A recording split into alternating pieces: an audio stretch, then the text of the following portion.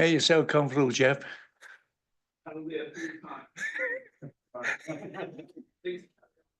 Thank you. Thank you. Good evening and welcome to this meeting of the full council.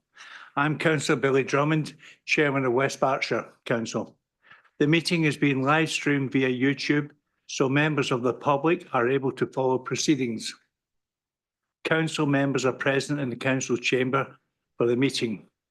Any members of council who are in attendance via remotely will be entitled to speak and ask questions when they're invited to do so by myself. The officers in attendance are Chief Executive Nigel Lynn, Executive Director for Resources Joseph Holmes, the Executive Director for Adult Social Care Paul Cole, the Executive Director for Children and Family Services Anne-Marie Dodds, and the Executive Director for Place Claire Lawrence. Nikki Thomas, the Deputy Monitoring Officer, will be the legal advisor for the meeting. I'm ably assisted by Darius Zarazel. He's new to the position, so welcome, Darius.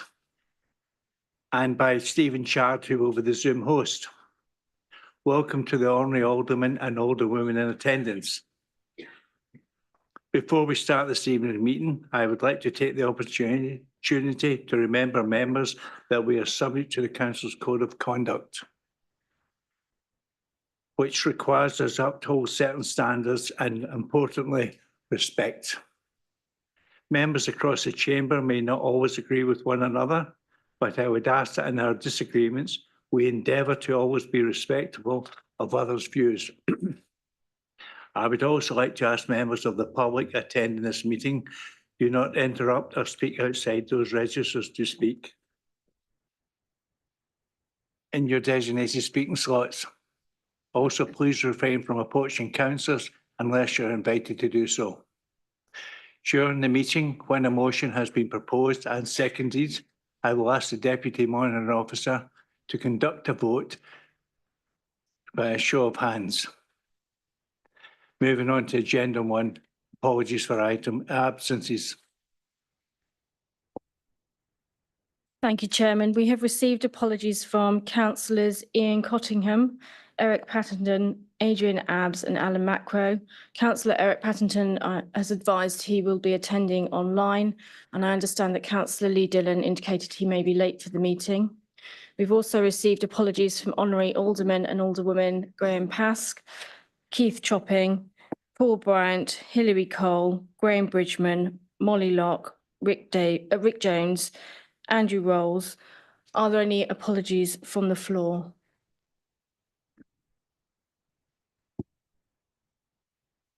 Thank you. Moving on to agenda item 2, Chairman's remarks. I didn't really do that many engagements in the last month or two. I've only done 6 or 7, but I'll give you a flavour of 2 of them. I was a guest at Wokingham Town Hall for the Lord Lieutenant of Berkshire. The event was the BBC Radio Berkshire Make a Difference Award 2024. There were 8 Community Hero Awards presented. And in my mind, they're all winners. They have all something different, but all of them were winners. I was lucky enough to be sitting at the table with the winner, who were from West Berkshire, the Heroes Charity, which was a new award. It was an animal award. They do horse riding for disabled, and they're really quite good. So just to give you a heads up for next year, if you know any local charities, get them in because they're looking for as many entries as they can. And another one was I went to Wokingham Town Council, and I was there for the King's Award for Voluntary Service 2024, the first since the death of Her Royal Highness the Queen. There were 14 groups being presented with certificates, and out of that number, there were 4 from Newbury. West Berkshire is a fantastic place to live and work. All the better for the local groups that do so much for local communities. The 4 local groups were Loose Ends, Newbury, Newbury Riding for the Disabled, Newbury Street Pastors, and Swings and Smiles. Thank you very much. Moving on to agenda item 3, the minutes. I will propose the minutes of the ordinary council meeting held on the 18th of July 2024 to be signed as the correct record. Can I ask for a seconder? Councillor Gaines, thank you very much. Can I ask the Deputy Monitoring Officer to conduct a vote by show of hands? Can I just check whether there are any amendments from the floor? Can I take a vote then? All those in favour of the minutes? Any against? And any abstentions?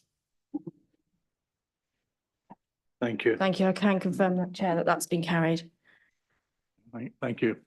Moving on to agenda item 4, declarations of interest. I will ask the Deputy Monitoring Officer if there has been any declarations of interest submitted prior to the meeting and if there are any declarations from the floor.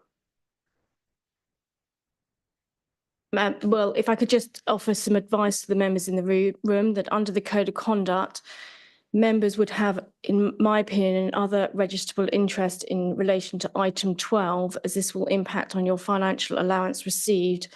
However, under the Constitution, through you, Chairman, I would invite all members to indicate that they have a registrable interest by raising their hands, but that under the Constitution, Appendix 3 refers to other interest, and it notes that subject to the councillor disclosing such an interest, they may vote and debate such an item, and it includes an allowance or payment or indemnity given to councillors.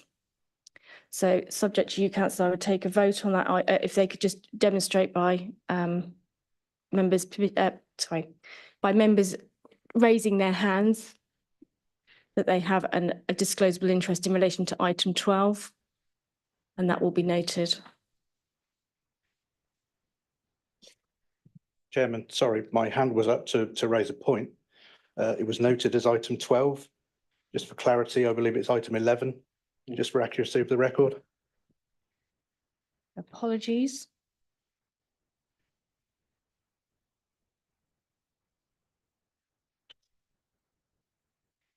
You're quite correct. I stand corrected. It is, if I could just have a show of hands that you have a disclosable registrable interest in relation to item 11, which is the recommendations of the West Berkshire Independent Remuneration Panel.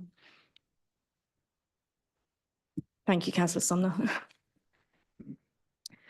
Other than that, I have no disclosable interest have been received ahead of this meeting. Are there from the floor? On the question of, if I may, Chair, on point of order on the question of item 12, do those of us who are in receipt of the winter fuel allowance have to declare that when we come to consider that item? Don't we? Okay. I mean, it may be just me. I don't know. I can't speak for the other. Probably one or two, Chair. So we don't. Okay, thank you. Thank you, Councillor Marsh.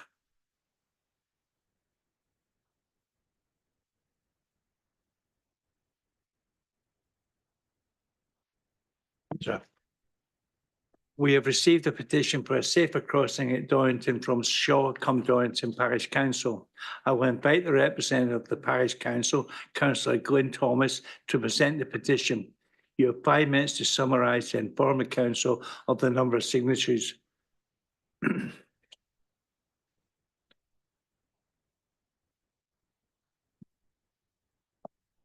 Mr. Chairman and members of West Berkshire Council, thank you for allowing me to present and comment on the petition on behalf of Shaw-cum-Donington Parish Council. If I may first of all read the wording of the petition itself, a petition for a safer crossing on the B4494 by the Castle Pub in Donington Village. Shaw-cum-Donington Parish Council are asking for your support for a safer crossing on the Oxford Road by the Castle Pub. Pedestrians need to cross the road here for a number of reasons. Walking to schools, including Trinity School, Shaw-cum-Donington Primary School, the Castle School and Love Lane Preschool. To access the Donington Recreation Ground, to play in the park or walk the dog. This is especially popular after school and at weekends. To get to work and to visit local pubs and Donington Castle. Oxford Road is always busy with vehicles coming into and out of town from the M4, the A34 and the northwest of Newbury. Speeding is also a major issue on this road. The Parish Council have collected data from their speed indicator device nearby, showing that an average of 20% of motorists are typically exceeding the 30-mile-an-hour speed limit by at least 6 miles an hour, with some vehicles travelling at more than double the speed limit in that area. Although there is insufficient space for a standard pedestrian crossing, the Parish Council asked the Highways Authority, West Berkshire Council, to find an alternative solution, for example, by creating a speed cushion here, like the ones in Parkway and Bartholomew Street South in Newbury, with an inset section, road narrows paint, which acts to slow down traffic and make it easier to cross the road. Please support us by signing this petition. And that was signed by Gillian Durrant, the parish clerk, and there were 62 respondents to the e-petition, so the minimum number required was exceeded. And further comments. We acknowledge that a conventional crossing with lights or zebra stripes might not be possible, but we are keen to discuss other ways of slowing down the traffic and helping pedestrians cross this very busy road safely. We also acknowledge officers' concerns in the past about certain criteria for a crossing at this location not being met, but we hope that this matter can be revisited in the light of continued and indeed increased local concerns.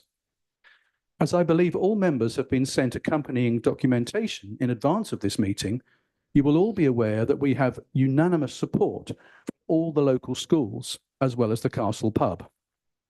My fellow parish councillors and I conducted detailed surveys of vehicle and pedestrian numbers on 3 occasions, on a school morning, a school afternoon, and on a lovely sunny Sunday in June, when there were many people attempting to cross the Oxford Road to get to the Castle Pub and Greek Table, and especially to enjoy our lovely recreation ground.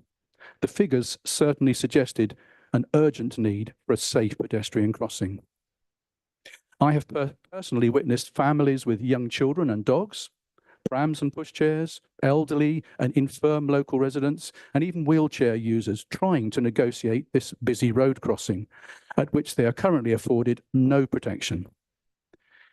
We shall soon have an additional 400 houses at Donington Heights and Shaw Valley, with maybe even more to come in the future.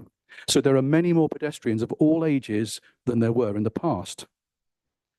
In discussions with my fellow residents, I have not yet met a single person who doesn't think a safe crossing would be a good idea.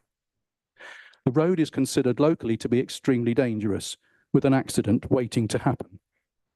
Cars tear past in a southbound direction with their brake lights seen to come on just before they reach the speed camera down the road. A while back, the primary school was offered regular use of the wreck by the parish council, but the logistics of getting a group of young children safely over the Oxford Road has so far led to the offer not being taken up. If a conventional pedestrian crossing is really not possible, there must surely be another way of slowing down the traffic, such as a speed cushion or a build-out of the pavement, as we already have at 3 locations along Love Lane. We urge you, please. You have 30 seconds remaining. Thank you. We urge you, please, to find some way to make it safer for the residents of Shoreham-Donington to cross the road more safely. Thank you. Thank you, Mr. Thomas. Officers will review the petition and confirm with 10 working days what action will be taken. You're free to go now unless you want to stay and partake the rest of the evening. Thank you. May I ask if there are any other petitions to be presented to council? If so, you have 3 minutes to summarise and inform the council on the number of signatures. Is there one? Thank you. Moving on to agenda item 6, public questions. We have not received any public questions for this meeting. On to item 7, members' questions. On this occasion, under the powers provided to me in Part 3, Section 1.5.2.1 of the Constitution, I've decided to vary the order of business to hear members' questions next due to the limited number of questions received and the receipts of an urgent question. Thank you to the members who submitted their questions. The questions will appear on the screen and will be answered by the relevant portfolio holder. The questioner will then be given the opportunity to ask a supplementary question. This should be just to clarify the response provided and must not introduce any new business.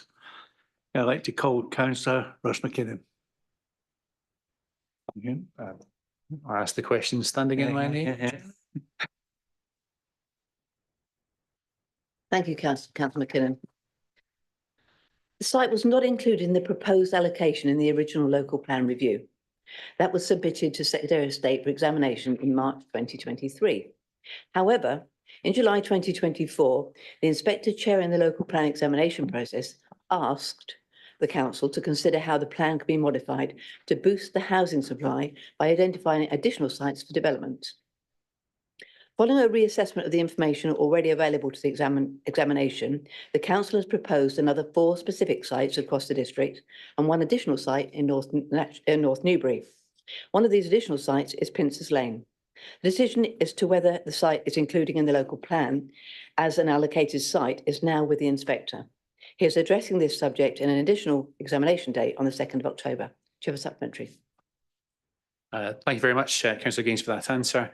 Can you tell me that if the local plan had already been adopted, whether you would have had to put these additional sites up for grabs, so to speak, for the inspector? Even if we had not delayed the local plan last year, it would still, because we wanted to withdraw it because we don't feel it's an adequate plan, we would have not. It would have not been finished for and found sound at this point. So it wouldn't have been. It wouldn't have gone through that process by that time.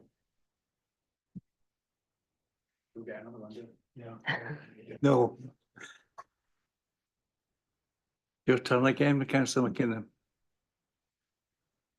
I asked the question standing in my name. Thank you, Chair. Thank you for your question, Councillor McKinnon. The local plan is considered up to date for 5 years from its adoption. However, to answer your question, regardless of when the local plan review could have been or is anticipated to be adopted, the government have changed the way they require local authorities to calculate the housing needs. You are correct, the government have allocated West Berkshire an additional 113% uplift on their housing requirements as part of the local housing need. Their directive further states that any authority that has a difference of more than 200 dwellings between their old and new allocation are required to begin preparation of the new plan as soon as possible. So in our case, the timing of the plan is immaterial. Do you have a supplementary? I guess so. Why is that question not on the published agenda of members' questions that I'm looking at on the council website right now? I must admit I'd forgotten that question went in because there's only 3 on the published agenda on the website. If I may, Chair, that was obviously this was submitted to the executive, and when it was transferred over, another question was put in its place, unfortunately. But as it was submitted before the deadline, obviously we are hearing the question as you intended now, and that will be reflected in the minutes as well.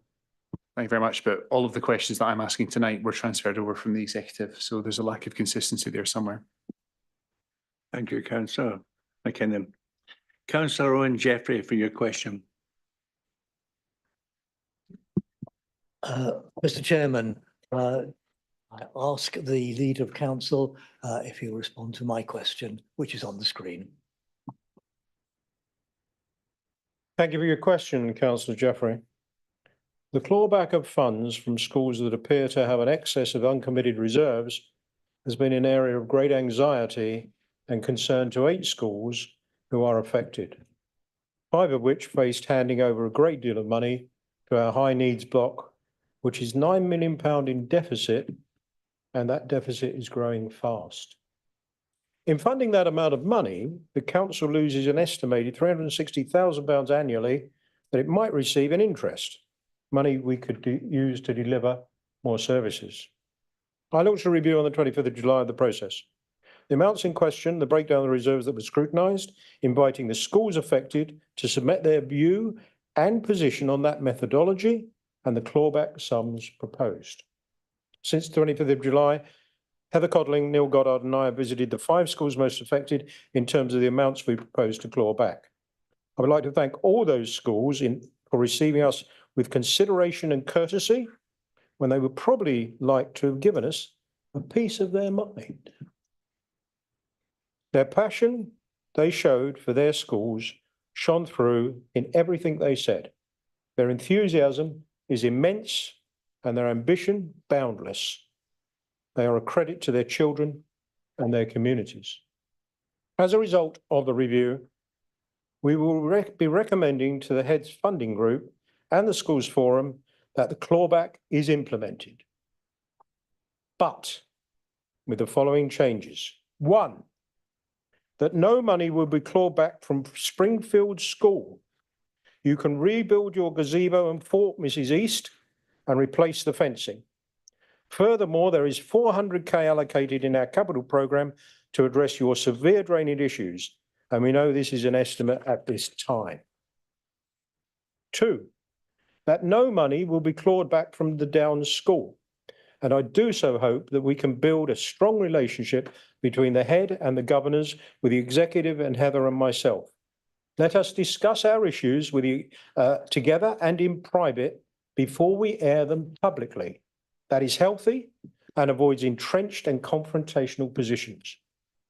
We are here to talk, and the head and governors will recall my offer to set up a working party to address the way ahead for the school. Talk to us at any time.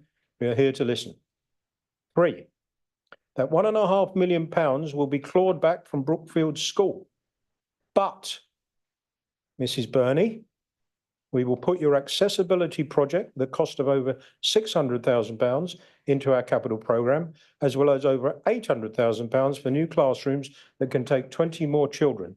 You had those sums of money in your uncommitted reserves, but you should not have had to find that money yourself. That is what this council is here to provide. Let me be clear here.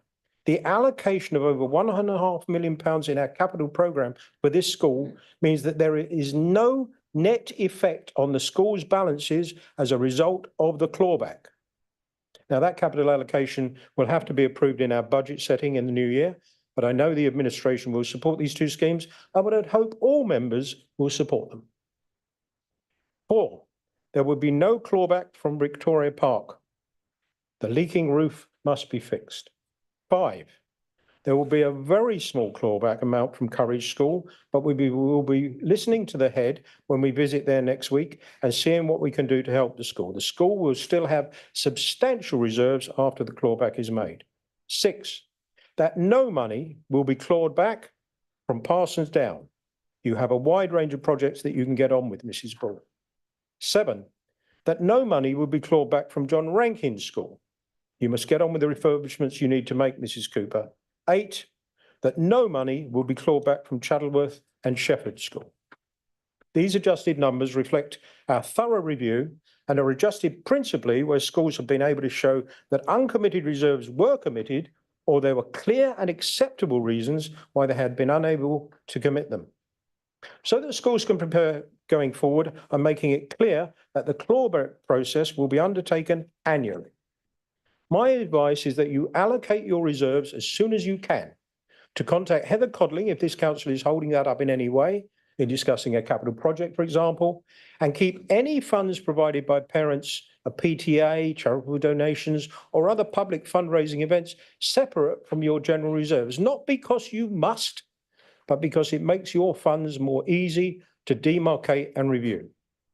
One thing that has become clear to Heather and myself as a result of this review is that we need the ability to hear from all our schools on a regular basis. So I'm announcing this evening that we will hold 2 meetings per year, our District Schools Assembly, in January and October, where we will invite the head teacher and chair of governors of every one of our maintained schools to meet with us and discuss issues, capital programme, buyback services, send numbers, and more. This will enable us to have regular and healthy conversations that anticipate and respond to the many issues that we face together. Now, my statement of the 25th of July made references to schools working together. My words were, I would expect all head teachers in maintained schools across our district to want all schools across West Berkshire to do well and want to support each other. I know a lot of head teachers are upset by that sentence, but I went on to say, No school is an island, and I remember how well head teachers supported each other when I was a governor. I feel sure that same sense of teamwork exists today. I had hoped that would have put my words into context, but I've seen too many politicians hide behind that phrase, "I was taken out of context," and they seem unable to apologise, as if apologising denotes weakness in their position.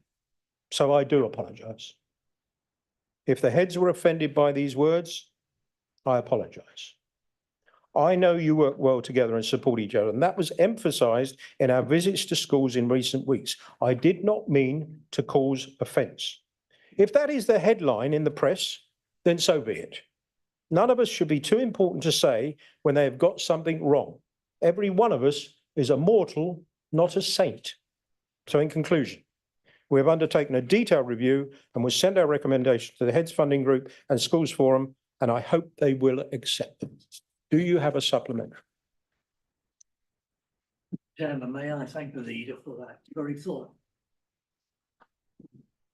May I thank the leader for that very full exposition of what has been taking place. I do have a supplementary question. It's short. Leader, do you think the clawback process went as well as it could have done? Well, thank you for that, googly. If anybody thinks these questions were planted as half volleys, I think you might think otherwise.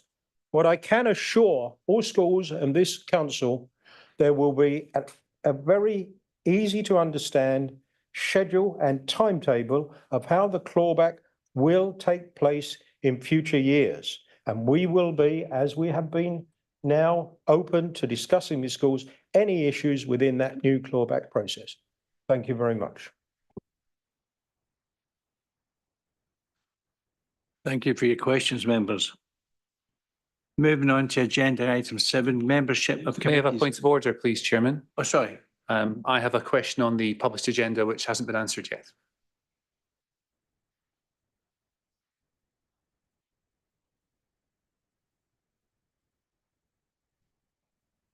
Councillor McKinnon, can I just clarify, you're referring to the question B that's on the published agenda? I That am, was- yes.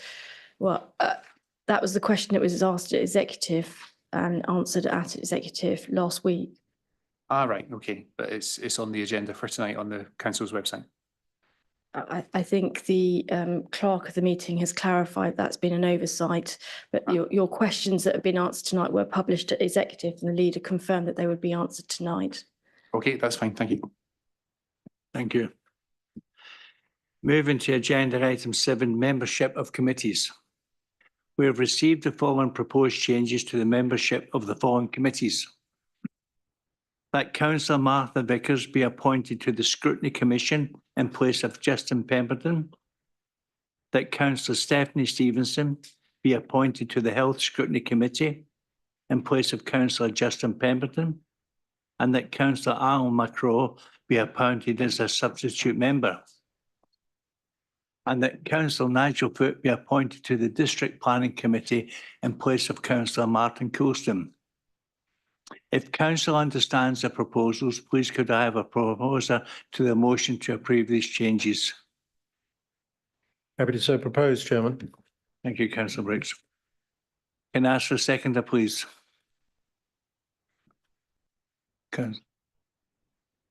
Yeah. Happy to second. Thank you.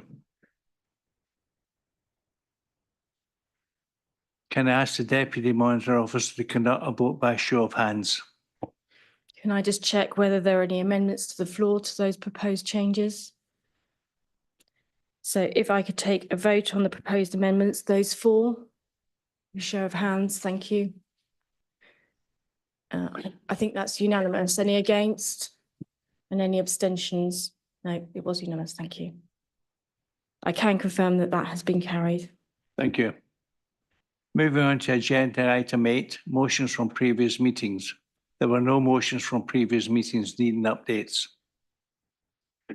Moving on to agenda item 9, updates from committees.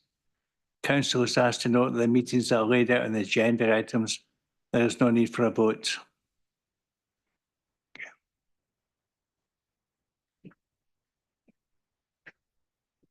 Moving on to item number 10, agenda and item 10, the Hampshire Together Joint Health Review and Scrutiny Committee. May I invite Councillor Jeff Brooks to formally move the recommendation contained within the report. Happy so to move, Chairman. Thank you. Seconder? Yes, Chairman. Councillor Codling, thank you. Do you wish to reserve your right to speak? Yes, please. Thank you very much. May I invite Councillor Brooks to introduce the report? Thank you, Chairman. We're asked to support the proposal for West Berkshire Council to join the existing Hampshire Together Joint Health Overview and Scrutiny Committee as a mandatory committee to provide independent scrutiny of the Hampshire Together Modernising Our Hospitals and Health Services programme. Very pleased to put this forward to Council. It means that this Council will be involved in a vital piece of work in terms of the provision of hospitals in Hampshire, and our interest is clearly within Basingstoke. Let me talk a little bit for a moment about what we do in terms of the use in this area, West Berkshire Council, of that hospital in Basingstoke. You will see on page 34 that West Berkshire has a higher proportion of elderly residents than Hampshire. The JHOSC, the Joint Health and Overview Scrutiny Committee, it just rolls off the tongue, doesn't it? Will seek to ensure that their needs are taken into account when designing the new facilities. So we have a real interest in this. We have real skin in the game. And in putting forward Councillor Martha Vickers, I cannot think of anybody more competent and capable to represent us, given her professional background. I go on to point out on page 35 that West Berkshire residents account for approximately 15% of patients using maternity services at Basingstoke and North Hampshire Hospital. Again, really significant reasons why we need to be involved in this process. And therefore, I put it to Council that Martha Vickers should be our representative on that body. Thank you, Chairman.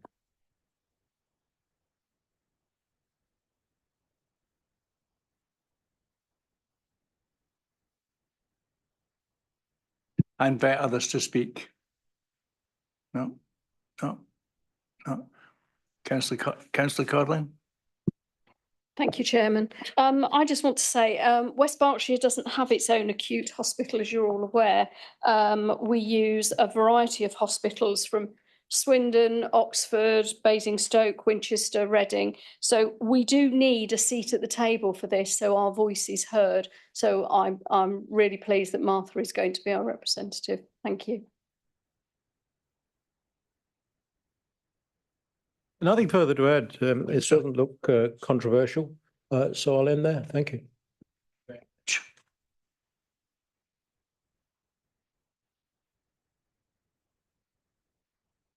Can I ask the Deputy Monitoring Officer to conduct a vote by show of hands? If I could have a show of hands on the recommendations as set out in paragraph 2 of the report, all those for? Thank you. Any against? And any abstentions? Thank you. I can confirm that's been carried, Chairman. Thank you. Moving on to agenda and item 11, recommendations of the West Berkshire Independent Remuneration Panel 2024. May I invite Councillor Brooks to formally move the recommendation contained within the report? Happy so to move, Chairman. Thank you. Does that find a seconder? Second that, Chairman. Thank you, Councillor Gaines. You wish to reserve your rights to speak? Yes, Chairman. Thank you. I'll open up to the floor. Oh, sorry, Councillor Brooks, sorry. Members, this is what you might think is straightforward. It is adapting our allowances as councillors. It's in the paperwork, but that would be 5.9%. Council should remember that this is an independent remuneration panel. We didn't sit around and deliberate and decide the amount ourselves. It's tough for members to consider voting to give themselves more money when we have lots of financial constraints. And members will make their own decision as to whether they believe this is commensurate with the inflationary impact on their lives that they've had and the work they do. Members on this side of the chamber will vote as they wish to do. There has been no pressure put on any member here to follow a particular course of action. Any member who finds themselves receiving it, even if they didn't want to vote for it, are able to forego that allowance. It's a simple email to our payroll department. I don't believe this should be a political scrap at all. I think it's an individual decision for members to decide if this is appropriate. I hope members and public and press have looked at how our remuneration, how our allowances stack up, not only across Berkshire, where we're the second lowest of the 6 unitary authorities, but have a look at some of the others. They're all there. And there's some very, very, very significantly higher basic salary. It's not salaries, it's allowances, basic allowances and then a lot higher special responsibility allowances. Now, members here, and I'll close on this, they work, all of you, work very hard, diligently for your communities and for your residents. I think it is reasonable that we get some reimbursement for that, for all that effort. And you know, we need people who are younger, fresher, not as wizened as some of us, whoever they might be. And if we are to attract people who have a career and we're asking them to give up evenings, be away from their family, their children, it is reasonable, absolutely reasonable, that they get some recompense for that. Because if we don't do that, on all sides, we find it very, very difficult to get people. And do we want to end up with a bunch of people like me? Of course we do. Careful now, careful. Do we want to end up with people who are retired and think this would be a nice club to come to and do some work? That doesn't represent our communities properly. Bear that in mind, members, as you make a decision, but it is entirely up to everybody in this chamber. Thank you very much, Chairman. Thank you, Councillor Brooks. I'll open it up to the floor. Councillor Culver. Thank you very much indeed. Thank you, Councillor Brooks. I would echo the points that he's made. I think this is an opportunity for us to reflect upon what we do as councillors. Obviously, those within the room know what we do, but members of the public perhaps less so. They may have contact with us through casework, but not necessarily know about the other things that we do. I think our casework load has got more over the last few years. I've been a councillor for 5 years, and I think partly that's because of the lack of resources. Resources, both human and financial, have not kept pace with the needs of people. And as we know, people will come to us about a lot of different issues. It might be because they're not happy about a planning application. It might be because their heating's not working. I went to visit an elderly couple recently and took them heated blankets because their heating wasn't working, for example. So if people come to you, you can't say, sorry, it's not working hours, go away. You're there 24/7 for the people that need you. We also support parish councils. I have 6 in my own ward, community groups, community cafes, so on and so forth. We also have to prepare for a lot of meetings and attend them. It can take 2 or 3 days to prepare for scrutiny commission if one reads all the paperwork accurately and goes away and researches the issues to make sure that one is fully informed about it. As a unitary, we cover everything that a district or a county covers. So we all have to become experts in a lot of issues. That is incumbent upon us. That's our duty to do that. I recently went on a 2-day course at Warwick University about children's services because I know about the challenges this council faces with children's services, and I wanted to educate myself. I wanted to go to that scrutiny meeting on Tuesday night, understanding the issues as far as possible. It's being proposed that our basic allowance goes up from 8,289 to 8,768.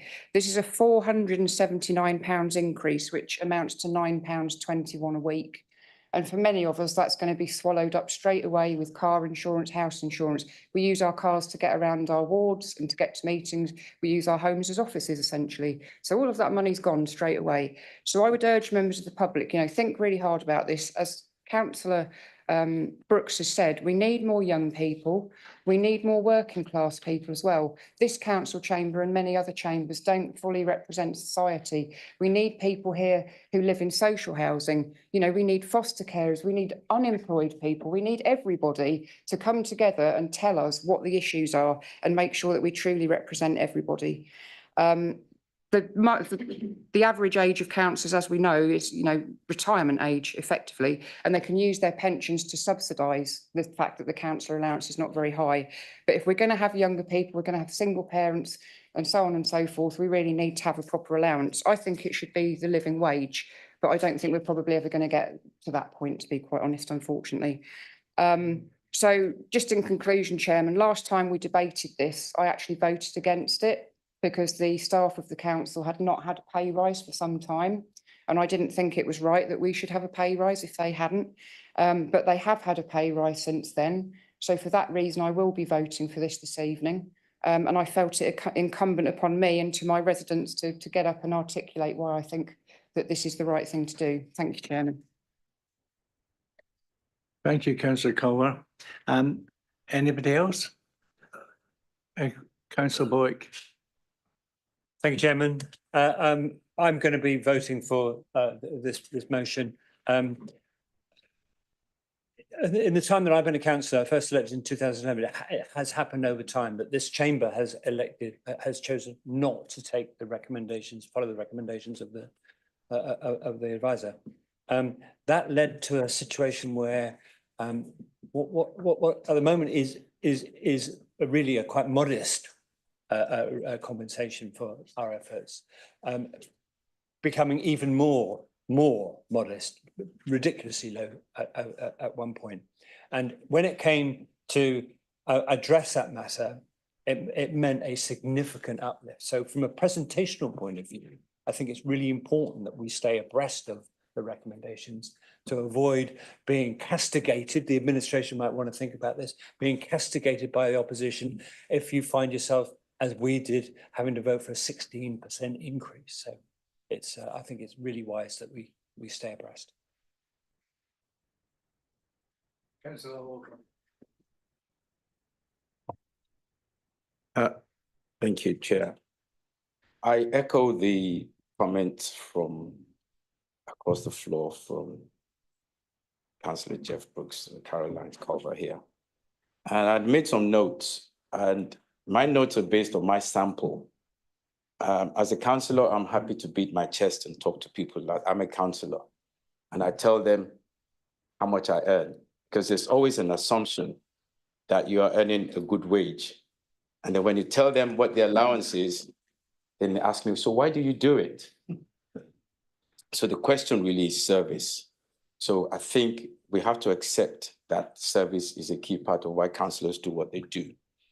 But then we also need to accept that the councillors in this room superintend to a certain degree over highly qualified professionals running this council. The administration, those in power, if you like, are expected to make decisions, come up with recommendations. Now you have to have a certain level of exposure. You have to have a certain level of education, a certain level of professional competence to be able to do that. So in my mind, how can that equate to £15,962 as the allowance on which the public service discount was based? I don't understand that. I don't know how they've arrived at that figure, because one of the things that happens, and they've talked about it, is that people are excluded. And one of the principles they put in here is that they wanted to attract, I've heard it said about a fair representation of our populations. And if we look across this room, it doesn't reflect that. So I'm ready to argue with anyone as to whether the benchmark, because we try to think that money is a bad thing. Money is not a bad thing. Just look at what's happened with this pension So it's this pension winter issue, or when you take money out of people's pocket, or when your direct debit, somebody takes your direct debit twice, then you know money is important. So I don't think we should underplay the significance of money in what we do, because I see that as some kind of a benchmark. But that is that runs on the principle of service. I support this, but my comments really are around whether or not this is even adequate to attract the kind of people that we want to attract to become councillors, to superintend over a council that runs £170 million budget. These things are very, very pertinent in deciding who becomes a councillor. I don't see how we are going to be able to attract highly qualified, highly professional. When I was working for EY, they gave us time. If you wanted to be a councillor, you were given time. That was 3 minutes, Chair. Yeah, but you have to have earned a good wage. So what I'm saying really is, whilst I support this, I think we need to look deeper as to what is required to be able to attract a wide representation of the population. Thank you. Thank you, Councillor. Councillor Curling. Thank you, Chairman. I think I'm just going to echo a lot of what's already been said about attracting people. So over 30 years ago, I was elected to what was Newbury District Council, and then I had 2 young children, and I was unable to continue as a councillor, earn a living, and look after 2 young children. So I had to give up one of them. Should the electorate have returned me, that is, of course, but I would have loved to have continued at that point, but was unable to. How are we going to attract younger people with families who have different experiences to those of us who are on the cusp of retirement? Thank you. Sir Marsh. Thank you, Chair. I've voted against this in the past, as have other Green councillors, because it didn't seem a good thing to us to be voting ourselves a pay increase or an allowance increase when people were suffering from a cost of living crisis or various futile and damaging austerity programmes introduced by governments of whichever stripe, the previous Conservative one or the current Labour one. However, for reasons so eloquently put by Councillor Culver, we've changed our view. We're going to vote for this, or I am, and I think we can gather that Caroline Culver is as well. Thank you to the panel for the work. I'm going to make a slightly different point, because I am the mystery person, if you read the appendices, who argued for more money for the leader of minority groups. And I'll tell you why, and that's why I'm covering something that hasn't been mentioned in the debate so far. So minority groups like the 19 to 23 one that was led by Councillor Culver and the current one that I lead, you have so many committees to cover, you have executive meetings to cover, you have a scrutiny commission to chair. I'm on governance, licensing, the health and wellbeing board, the corporate parent panel, and other smaller committees, and I'd like to get to the schools forum in future too. Councillor Taylor is on about 5 different committees. This is because there are so few of us to go around, and I think that's quite a workload. We also don't get any help of an administrative nature, which the currently larger parties do.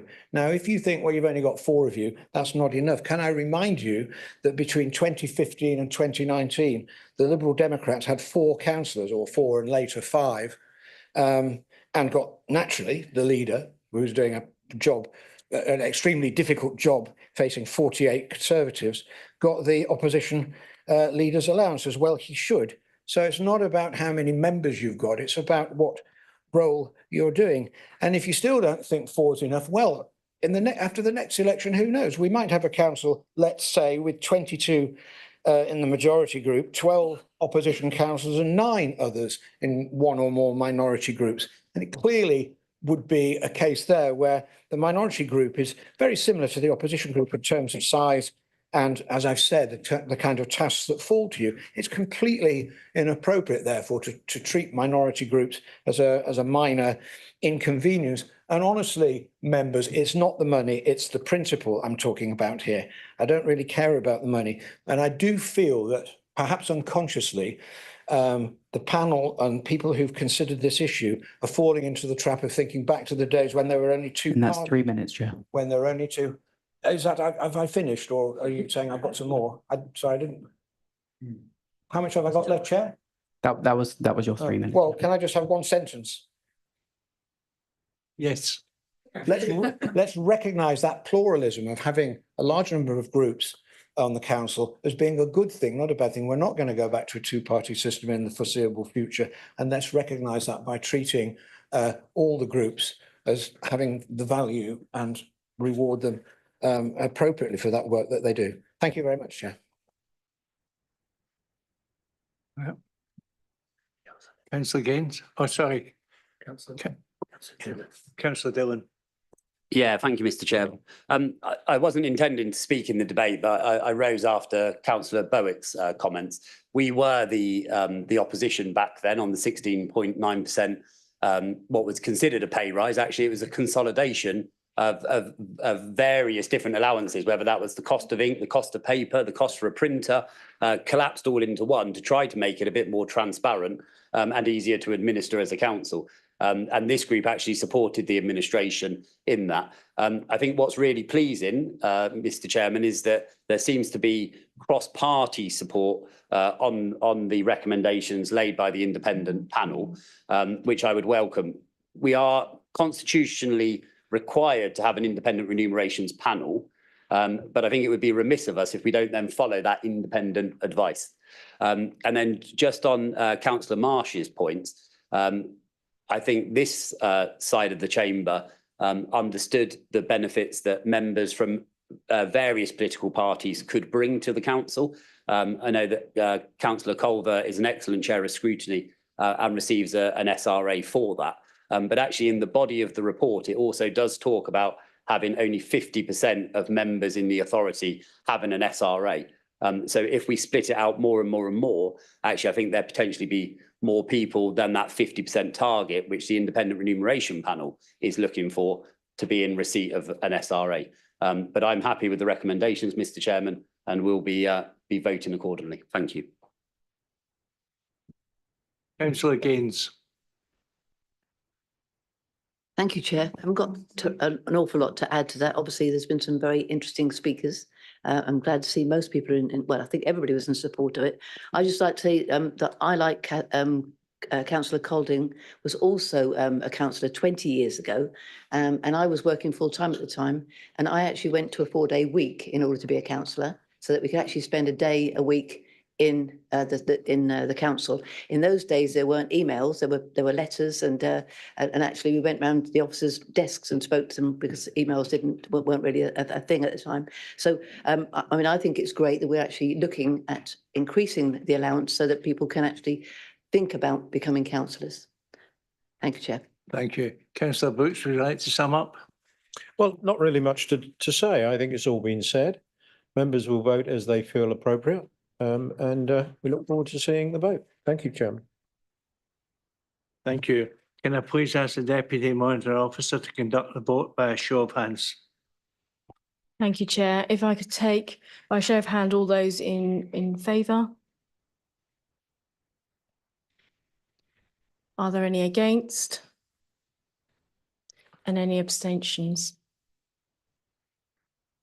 Thank you, Chair. I can confirm that that's been carried. Thank you. Moving on to agenda item 12. Notice of motion. We have received an urgent motion. 13. Oh. 12. We have received an urgent motion in the name of Councillor Matt Shakespeare. I have a point of order, Chairman, if I may. Yes.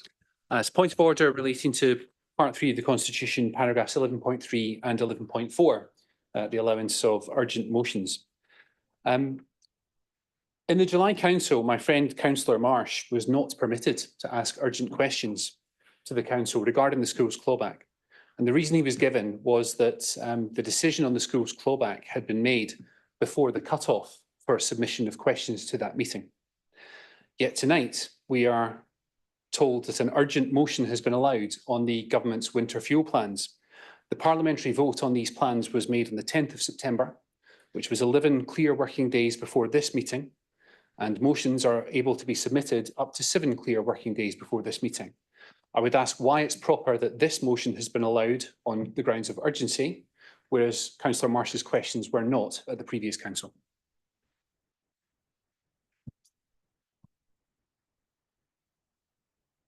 You want to? Ask the monitoring officer. Was it a combination? Was it a combination of the timing on? I don't know. It's a fastball.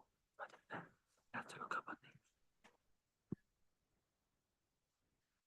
Councillor McKinnon, my understanding is the urgency was considered in light of the introduction of the winter fuel allowance being implemented ahead of this winter and the impact it would have on the residents of West Berkshire coming into winter, is my understanding. If I may respond to that, Chairman, I think the schools and pupils and parents would have considered the effect on their budgets in year to have been very urgent as well. And given that Councillor Shakespeare did have the opportunity to submit this motion in time, I just think it's rather concerning that it appears that members of the administration side have their motions on urgency allowed, whereas on the opposition, they don't. But I'm happy for the motion to be debated. I just wanted to make that point.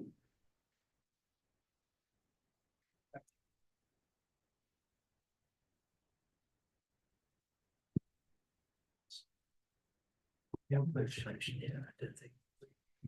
Whether it's me.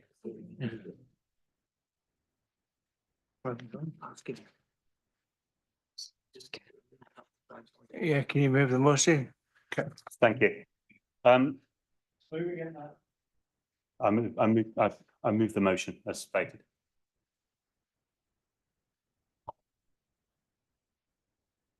Can I have a seconder for that, please? I would like to second the motion, Chair. Thank you, Councillor Vickers. Serve you right? Yes, I do. Thank you.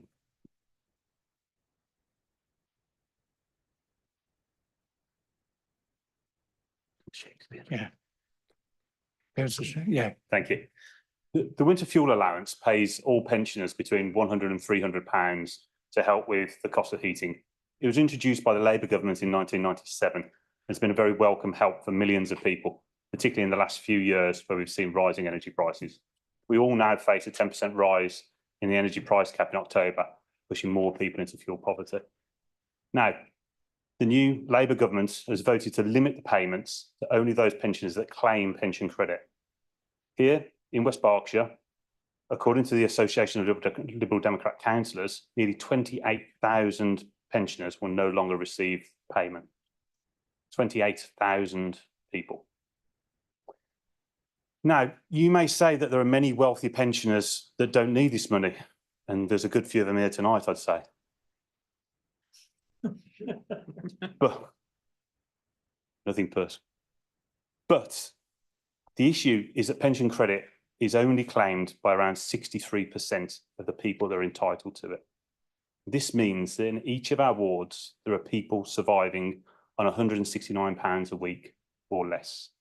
And these are the people who will be hardest hit by the withdrawal of this benefit. And these are the people who will be making a choice between heating and eating. And these are the people that this motion aims to benefit. When we've discussed motions in this chamber before, some members have said, stop talking about it, just do it. And we are. But I want to explain why each part of this motion is important. We're asking all 3 group leaders to write to the Chancellor of the Exchequer, asking her to suspend and review this policy. Now, I'm not so naive to think that Rachel Reeves will choke on her cornflakes in the morning when she hears that the grave news that West Berkshire Council is against her. But we are not the only council supporting such motions, and we are not the only organisation that is against this policy. Many charities, and indeed the Labour Party conference, oppose it. The decision is in flux, the pressure is on. So it is incumbent on us to add our little grain of sand to the decision-making scales and try to get a better outcome for residents. Many of you live in Newbury, and your MP and my friend Lee Dillon voted against this measure in Parliament.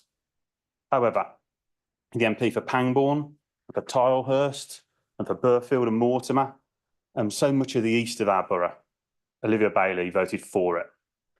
Now, I'm sure that none of the three members of this chamber, two who are here tonight, who stood against Ms Bailey in the general election would have supported such a cut.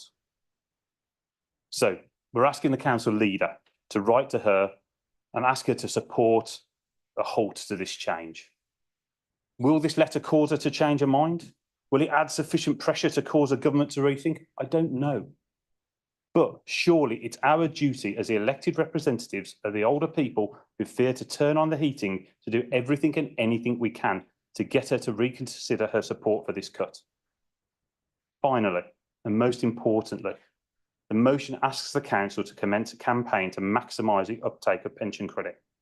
Now, we in this group discussed this last night and came up with lots of ideas how we as ward councillors can help, from running special pension credit surgeries, signposting our residents towards sources of help, maybe possibly even getting volunteers to run sign-up workshops or communities. There are obviously questions of training and safeguarding to be dealt with there.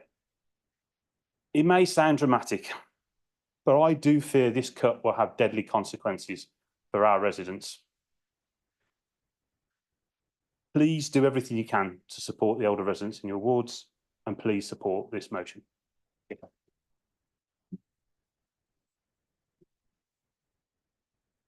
I now open this motion up to debate.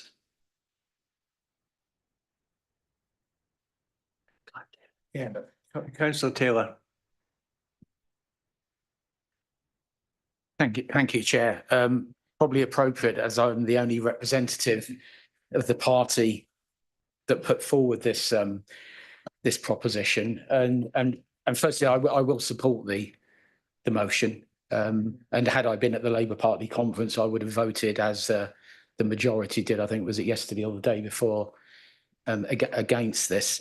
I would say in relation to Olivia Bailey, and you're right, you know, I accept that she did vote against it. I mean, I've seen many of you opposite vote en bloc against a number of propositions where I suspect some of you might have actually thought the other way. So I have some respect for Olivia Bailey's loyalty, shall we say, to the Labour government. I'm not going to criticise her for the way she actually voted on this.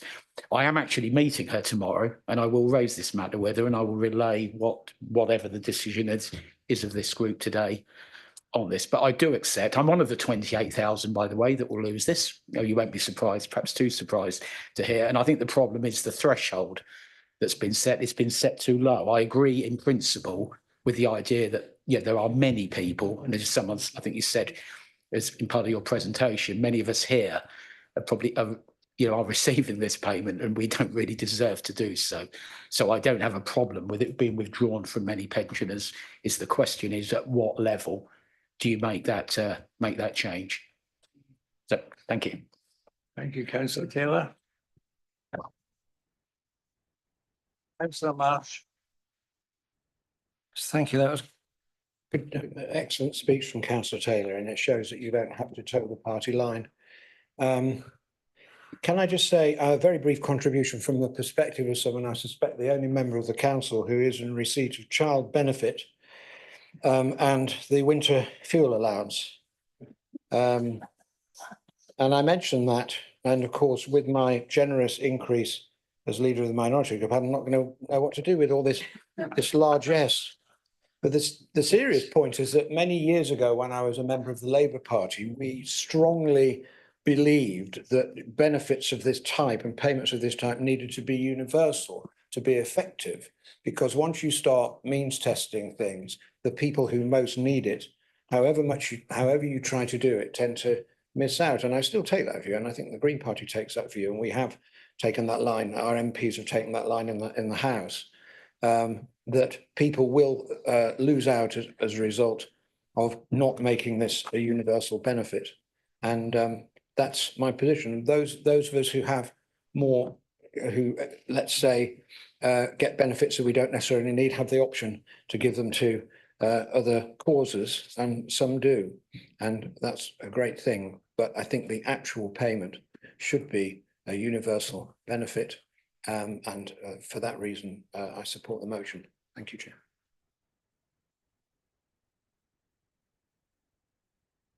Thank you, Councillor Colburn. Thank you, Chairman. I also support this motion and thank Councillor Shakespeare for bringing it forward. You mentioned about promoting the pension credit. I've been promoting it in my ward on Facebook, but I'm very conscious that a lot of people who will benefit from this don't necessarily use Facebook or indeed a laptop. I was talking to people at a community cafe in Compton yesterday about how we can get this message out to people who don't necessarily have their own laptop, you know, don't get out and about and meet other people and talk to people about these things. So I think one thing we can do as councillors is make sure if we have community newsletters that we put something in there, and also find a way of getting out to those people and maybe sitting down with them at a laptop and help them to actually make the application. I think that's probably going to be the biggest challenge to us. So yeah, I would welcome us all working together on that and try to find solutions to that. Thank you.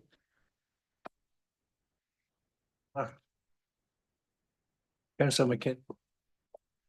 Thank you very much, Chairman. Thank you to everyone that has spoken thus far and to Councillor Shakespeare for the motion. I've been very consistent in my position on motions like this. I can't help that Councillor Shakespeare had that in mind when he was directing his remarks towards me.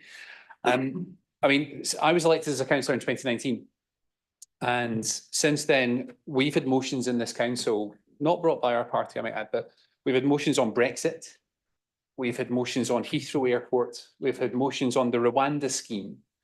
And we've had motions on the Home Office and their policy towards migrants. And I remember there was a lot of emotion when that one came up. Do you remember in the sort of months after the 2023 election? And there was, you know, many pearls clutched and things said. There's one problem with that motion, though. It was wrong. It was completely based on a false premise that the Home Office had not cut the notice period from 28 days to 7 days, which is what was in that motion. And we've yet to have an apology, actually, from the administration about that. And my instinct when I see a motion like this is nothing to do with council services. Therefore, like Councillor Shakespeare said, you know, it's nothing to do with us. I actually think that may not be the case tonight, and I'll talk about that in just a moment. With regards to Olivia Bailey, one of the things that really winds me up about national and international issues being debated in the chamber is that, you know, this is not supposed to be a place for wannabe MPs. That is now a position which I find difficult to defend. But I do know that in some cases, councillors do become MPs. There we go. But I think you take the point. You know, there is a legitimate debate to be had about national and international issues, and in many cases that is the House of Commons, rather than here. And I don't know, maybe I'm mellowing a little bit as I get older. I'm not in receipt of pension credit.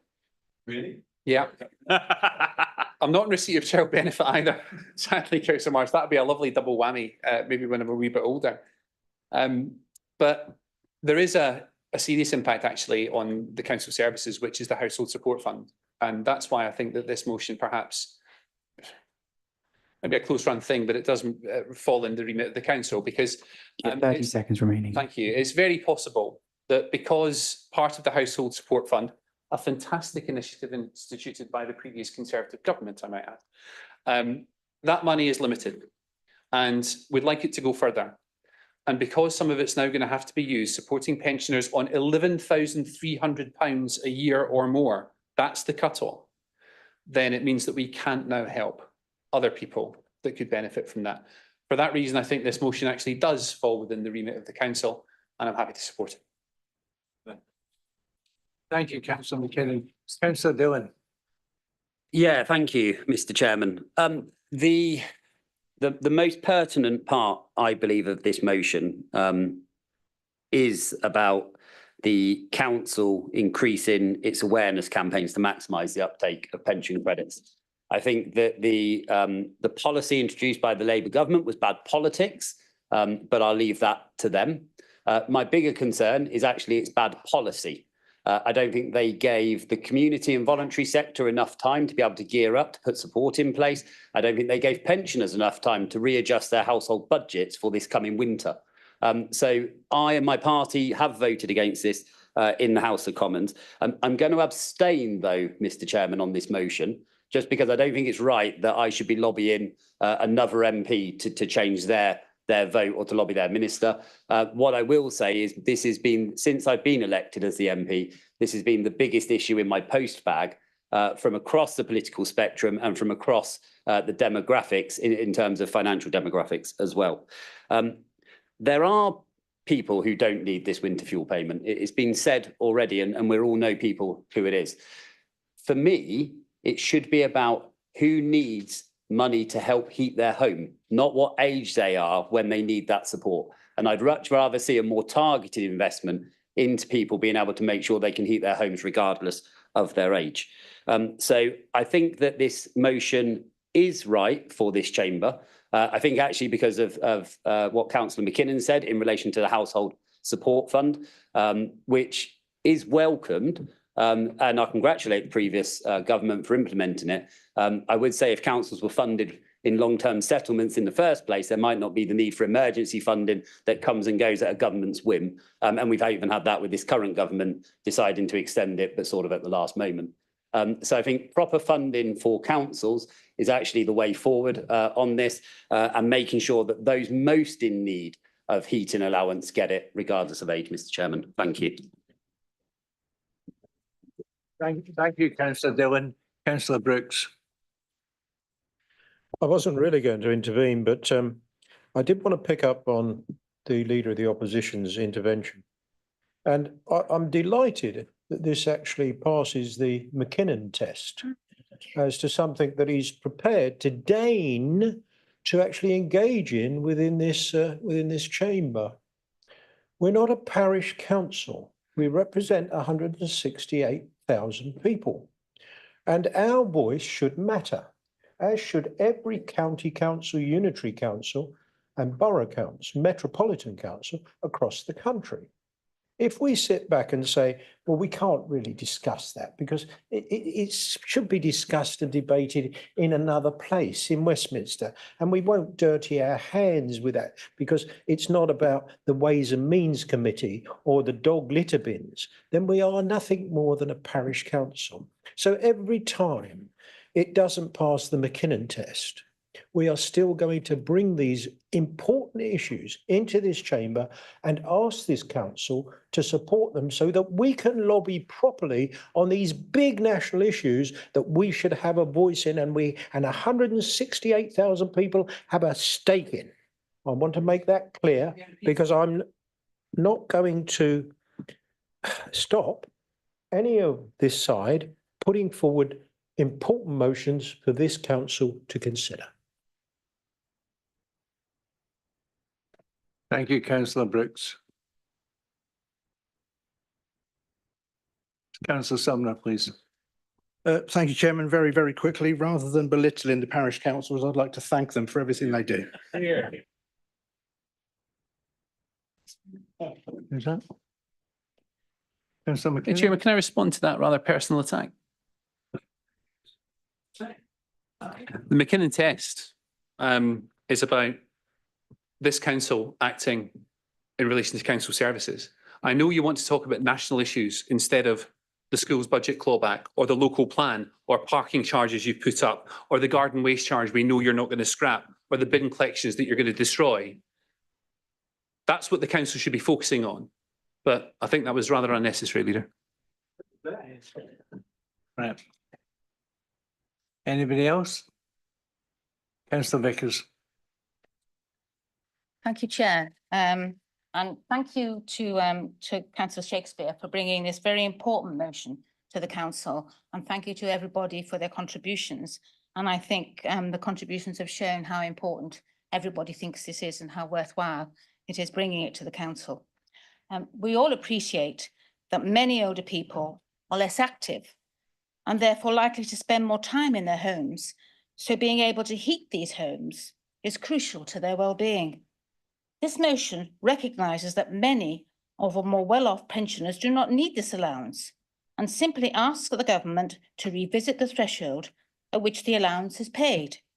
Surely it is best to aim a little too high than too low when an individual's health and well-being may be affected. The motion draws attention to the low take-up pension credit, the level at which the allowance is paid. This will literally leave many vulnerable elderly people out in the cold.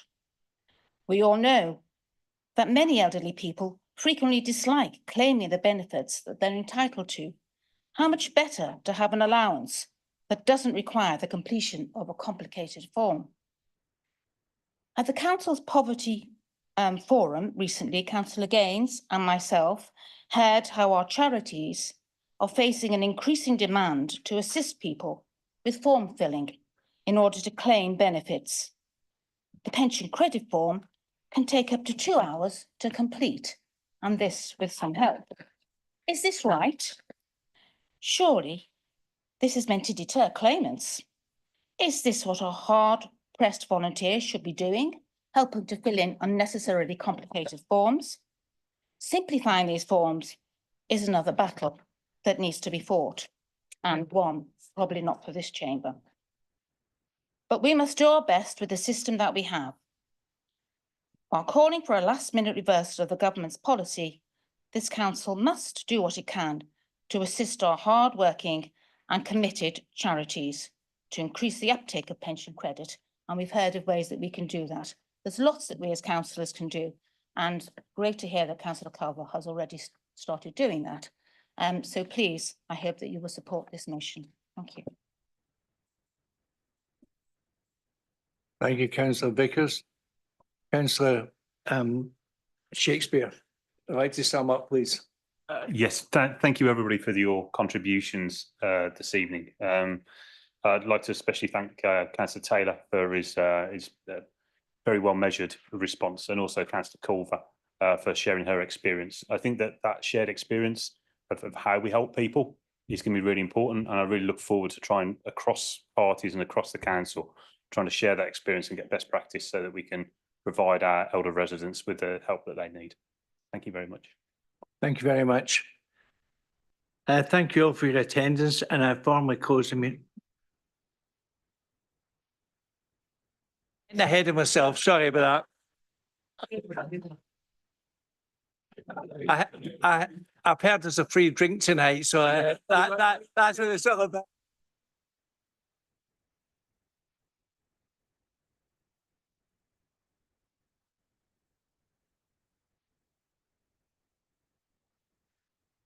Thank you, Chairman. If I could have a show of hands for all those in favour of the motion. Thank you. Any against? And any abstentions? Thank you, Chairman. I can confirm that that's been carried. Thank you very much. Thank you for your attendance. I formally close the meeting. Please, could the Zoom host end the broadcast, please? All right. Thank you. Close the meeting.